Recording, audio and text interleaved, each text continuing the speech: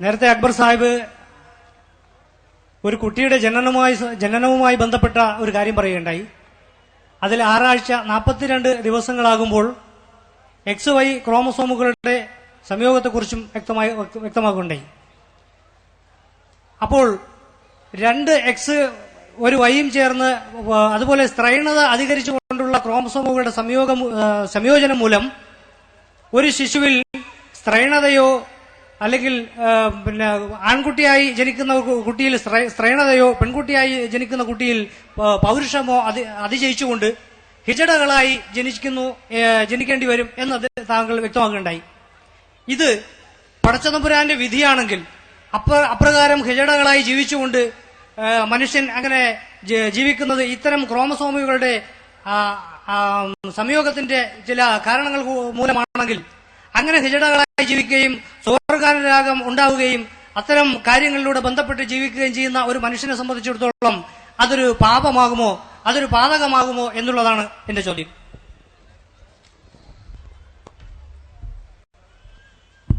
ഹിജടകളുടെ സ്വർഗാനുരാഗം പാതകമാകുമോ, അതൊരു വിധിയാണെങ്കിൽ എന്നാണ് ചോദ്യം. ഇവിടെ ഒരുപാട് തെറ്റിദ്ധാരണകളുടെ അടിസ്ഥാനത്തിലുള്ളതാണ് ഇത്തരം ചോദ്യങ്ങൾ തന്നെ.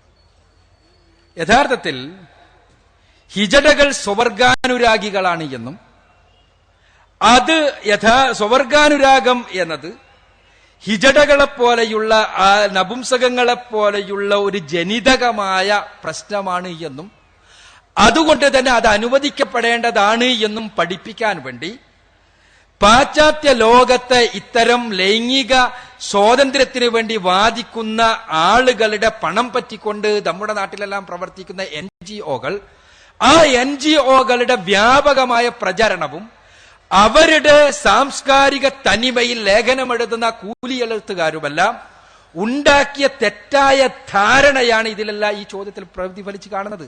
യഥാർത്ഥത്തിൽ LGBT എന്നാണ് ഇവർ പറയുന്നത്. LGBT എന്ന് പറഞ്ഞാൽ lesbian, gay, bisexual and transsexual എന്നാണ്.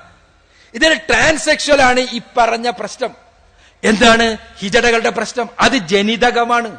പലതും ജനിതകമാണ്. ചിലത് പ്രകൃതിപരമായ മറ്റ് കാരണങ്ങളെ കൊണ്ടുണ്ടാകാം, ചിലത് ആർട്ടിഫിഷ്യൽ ആയിട്ടും ഉണ്ടാകാം. അഥവാ ആളുകളെ നിർബന്ധിച്ച് ഹിജടകളാക്കി മാറ്റുന്ന ഏർപ്പാടുണ്ടാകാം.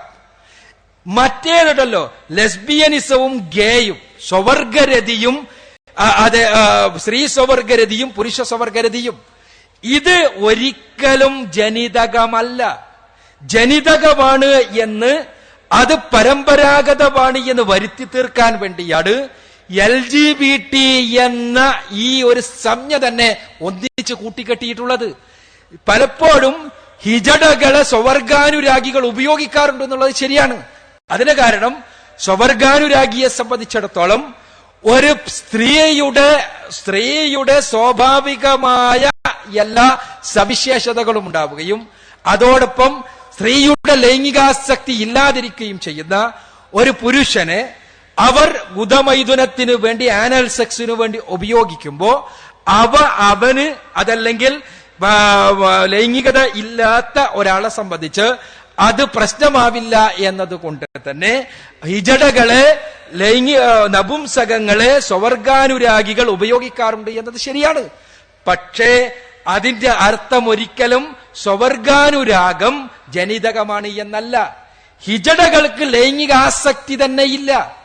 സ്വയം ഹിജടകളായി മാറുന്ന ആളുകളെ സംബന്ധിച്ചിടത്തോളം ലൈംഗികാസക്തി തന്നെ ഇല്ല. പിന്നെ എങ്ങനെയാണ് ലൈംഗിക ബന്ധമുണ്ടാവുക, ലൈംഗികമായ ശരീരക്രിയകൾ ഉണ്ടാവുക, ലൈംഗികമായ മറ്റു കാര്യങ്ങൾ ഉണ്ടാവുക? ലൈംഗികമായ മറ്റു കാര്യങ്ങൾ ഉണ്ടെങ്കിൽ അവരെ ഹിജടകളുടെ ഗണത്തിൽ ഉൾപ്പെടുത്താൻ കഴിയില്ല. അവരൊന്നുകിൽ പെണ്ണായിരിക്കും അല്ലെങ്കിൽ പുരുഷനായിരിക്കും. അത്തരം ആളുകൾക്ക് ലൈംഗിക വൈകല്യങ്ങൾ ഉണ്ടെങ്കിൽ അത് ചികിത്സിച്ച് ഭേദമാക്കുവാനും സാധിക്കും. അങ്ങനെ ചികിത്സിച്ച് ഭേദമാക്കുവാനാണ് സമൂഹം സന്നദ്ധമാകേണ്ടത്, അതല്ലാതെ മറ്റേതല്ല. ചുരുക്കത്തിൽ ഹിജടകൾ എന്നത് അഥവാ പുരുഷനും സ്ത്രീയുമല്ലാത്ത, ലൈംഗികമായി പുരുഷനോ സ്ത്രീയോ അല്ലാത്ത വിഭാഗം എന്നത് ഒരു വിഭാഗമല്ല, ഒരു ജനിതക തകരാറാണ്. ആ ജനിതക കരാർ കൊണ്ട് അത് ഉണ്ടാകാം. അത്തരം ആളുകൾക്ക് ലൈംഗിക ശേഷി ഉണ്ടാവില്ല.